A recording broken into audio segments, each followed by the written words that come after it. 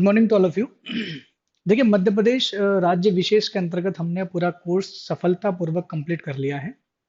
और मध्य प्रदेश के इन सभी 40 वीडियो के अंतर्गत हमने किन किन मुद्दों पर चर्चा की है, आज हम उन मुद्दों को थोड़े से शॉर्ट फॉर्म में देख लेते हैं कि मैंने उनमें क्या क्या चीजों को आपको व्यवस्थित रूप से पढ़ाया है। तो देखिए, मध्य प्रदेश की जो प्रारंभिक वीडियो हैं, जो पहले दूसरे तीसरे चौथे के आसपास जो वीडियो हैं, उन वीडियोस में हमने सामान्य परिचय के बारे में पढ़ा है।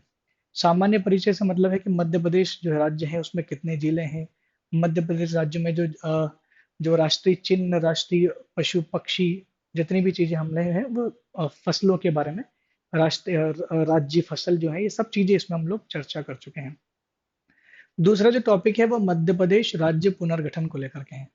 मध्य प्रदेश राज्य का पुनर्गठन जो कि 1956 में और सन 2000 में हुआ था। दो बार मध्य प्रदेश राज्य का पुनर्गठन हुआ। और ऐतिहासिक रूप से पहले मध्य प्रदेश किन क्षेत्रों से बना हुआ था, जिसमें सीपी, बरार, मध्य प्रांत और भोपाल प्रांत, इनको जोड़ करके एक मध्य प्रदेश बनाया गया था। पहले नागपुर राजधानी था और नागपुर को वहां से हटा करके महाराष्ट्र को दे दिया गया था। तो इस तरह की जानकारियां मैंने इसमें जो है कोशिश की है कि आपको दी। और साथ ही 2000 में दोबारा से मध्य प्रदेश का पुनर्गठन हो जाता है, जिसमें मध्य प्रदेश छत्तीसगढ़ से अलग हो जाता है। यानी छत्तीसगढ़ को मध्य प्रदेश से अलग करके भारत का 26वां राज्य बनाया जाता है, जिसमें 84वें संविधान संशोधन के बारे में भी मैंने यहाँ पर जिक्र किया है। तीसरे टॉपिक के अंतर्गत हम लोगों ने मध्य प्रदेश का भूगोल पढ़ा है। मध्य प्रदेश के भूगोल के अंतर्गत मध्य प्रदेश के पर्वत, पठार, पहाड़ियाँ, मध्य प्रदेश की नदियाँ के बारे में पढ़ा है। मध्य प्रदेश की नदियों के अलावा मध्य प्रदेश के जितने भी नदी घाटी परियोजनाएं हैं, उनके बारे में यहाँ पर चर्चा की है। इसी के अलावा हमने मध्य प्रदेश के इतिहास की बात करें तो मध्य प्रदेश का जो इतिहास है, उस इतिहास में हमने मध्य प्रदेश का प्राचीन इतिहास, प्राचीन मध्य प्रदेश या प्राचीन भारत में मध्य प्रदेश के कौन से ऐसे राजा थे जिन्होंने मध्य प्रदेश के किसी भी जिले पर निवास किया हो या राज किया हो। ज्यादातर विदिशा से लेकर के राजाओं के यहाँ पर जिक्र होता है।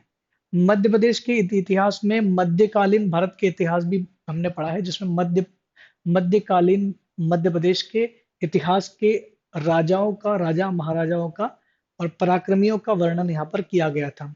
वहीं मध्य प्रदेश के इतिहास में जो तीसरा सेगमेंट जो आता है वो है मध्य प्रदेश का वर्तमान इतिहास।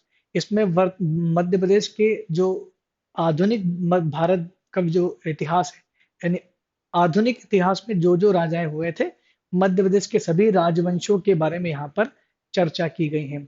इतिहास में हमने, देखिए, अब कुछ टॉपिक ऐसे हैं जो अर्थव्यवस्था से भी जुड़ते हैं और भूगोल से भी जुड़ते हैं। तो अगर मैं उसको इतिहास में ही जोड़ दूं या भूगोल में या अर्थव्यवस्था में जोड़ दूं तो एमपी जीके में ऐसा ज्यादा डिफरेंस तो नहीं आता है। जैसे जनजातियों की बात करें तो जनजातियों को मैंने आपके इतिहास वाले सेक्शन में डाल दिया है, क्योंकि वो अर्थव्यवस्था और भूगोल दोनों से भी कम जो है रिलेट करता है। तो जनजातियों के बारे में मैंने बताया है, उनकी कैसी प्रथाएं होती है और क्या है, कितनी है और कहाँ कहाँ मिलती है, ये बताया गया है। जनजातियों के अलावा लोक गीत, लोक नाट्य और लोक गायन शैलियों तथा चित्रकारिता के बारे में भी मध्य प्रदेश के बारे में ये बताया गया है। इसके बाद मैंने चर्चा की है वो इतिहास में इसी बात की चर्चा भी की है कि मध्य प्रदेश के महल कौन कौन से हैं, मध्य प्रदेश के किले कौन कौन से हैं और मध्य प्रदेश के प्रमुख पर्यटन क्षेत्र कौन कौन से हैं, इसके बारे में भी हमने चर्चा की। वहीं इसी दौरान हमने चर्चा की है मध्य प्रदेश की प्रमुख शैल चित्र गुफाएं कौन कौन सी हैं।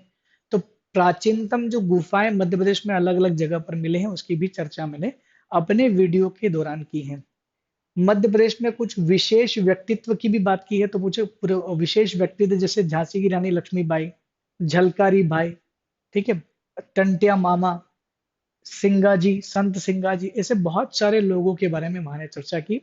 उसी के साथ साहित्यकार, हिंदी साहित्यकार, जिसमें प्राचीन मध्यकालीन भारत और आधुनिक भारत के इतिहास में साहित्यकारों की क्या क्या भूमिका रही और कौन कौन से इतिहासकारों ने क्या क्या रचनाएं लिखी, उसकी भी चर्चा मध्य प्रदेश राज्य विशेष के इन वीडियो के अंतर्गत मैंने आपको दी है। मध्य प्रदेश की अर्थव्यवस्था की बात करें तो अर्थव्यवस्था वाले टॉपिक में मैंने मध्य प्रदेश के खनिज संसाधन, मध्य प्रदेश के औद्योगिक संसाधन और क्या कारण है कि मध्य प्रदेश खनिजों में पिछड़ा हुआ है, उद्योगों में पिछड़ा हुआ है। साथ ही मध्य प्रदेश की कृषि के बारे में, कृषि कितने प्रकार की कृषि होती है, किस तरह का पशुपालन वगैरह जो है, इनके बारे में भी चर्चा अर्थव्यवस्था के अंतर्गत हमने की है। ठीक है, तो मध्य प्रदेश की अर्थव्यवस्था के अंदर एक कुछ और चीजें नई जोड़ सकते हैं हम। जब भी आपका नया बजट आता है या बजट से संबंधित जो भी सरकार घोषणा करती है, कुछ योजनाएं लेकर के आती है, तो जितनी भी मध्य प्रदेश की वार्षिक स्कीम्स होती हैं, योजनाएं होती है, जो मुख्यमंत्री शिवराज सिंह चौहान द्वारा जो है वो घोषित की जाती है, उन योजनाओं को भी आप मध्य प्रदेश की अर्थव्यवस्था में पढ़ सकते हैं। फिलहाल मध्य प्रदेश की अर्थव्यवस्था में मैंने ऐसी कोई चीजों का मैंने जिक्र यहाँ पर नहीं किया है। लास्ट जो आपका टॉपिक था वो था मध्य प्रदेश की राज्य व्यवस्था। मध्य प्रदेश की राज्य व्यवस्था के अंतर्गत हमने किन किन टॉपिक्स के बारे में चर्चा की, मैं आपको बता दूं। मध्य प्रदेश की राज्य व्यवस्था के बारे में हमने भारतीय राज्य व्यवस्था के तीनों पिलर्स की बात की, जिसमें विधायिका, कार्यपालिका और न्यायपालिका के बारे में है। विधायिका, कार्यपालिका और न्यायपालिका में हमने विधानसभा, विधान परिषद के बारे में चर्चा की है। चूंकि मध्य प्रदेश में विधान परिषद नहीं है, इसलिए हमने केवल विधानसभा के बारे में ही चर्चा की है। मध्य प्रदेश के मुख्यमंत्री, मध्य प्रदेश के राज्यपाल के बारे में भी यहाँ पर चर्चा की गई है। और उनसे बनने वाले जितने भी एमसीक्यू, जितने भी मल्टीपल चॉइस क्वेश्चन है, इसके बारे में भी हम लोगों ने यहाँ पर चर्चा की है, डिस्कशन किया हुआ है। तो एक तो मध्य प्रदेश की राज्य व्यवस्था में ही है। सबसे अंतिम जो टॉपिक मध्य प्रदेश की पॉलिटी यानी मध्य प्रदेश की राज्य व्यवस्था में हमने उठाया था, वो उठाया था मध्य प्रदेश में स्थानीय स्वशासन। स्थानीय स्वशासन से मतलब है कि मध्य प्रदेश में पंचायती राज का विकास कैसे हुआ। मध्य प्रदेश ही नहीं बल्कि भारत में कैसे विकास हुआ, मैंने ये भी इसमें समझाया था। और पंचायती राज के साथ साथ मध्य प्रदेश में नगरीय निकायों का विकास किस तरह से रहा, और मध्य प्रदेश में नगरीय निकाय किस तरह से काम करते, चुनाव प्रणाली क्या है, और किस तरह से किसको पंचायत, जनपद पंचायत, जिला पंचायत, नगर पंचायत, नगर पालिका और निगम कैसे बनाया जा सकता है, उनकी विशेषता क्या है, इन सभी वीडियो के माध्यम से हमने मध्य प्रदेश की इन सभी चीजों को समझा है। कुछ और छोटी छोटी फैक्चुअल चीजें होती हैं जो भले ही इसमें कवर ना की गई हो, लेकिन इनको समझना बहुत आसान है। आई होप कि इन वीडियो के माध्यम से आपको बहुत सारी हेल्प मिलेगी। और लगभग लगभग मध्य प्रदेश जीके से जो मेंस का भी टॉपिक उठा उठा कर आए हैं, मैंने हर एक ज्यादातर वीडियो में मैं क्वेश्चन भी दे रहा था, तो आप उन क्वेश्चन को उठा करके उसके आंसर भी लिख सकते हो।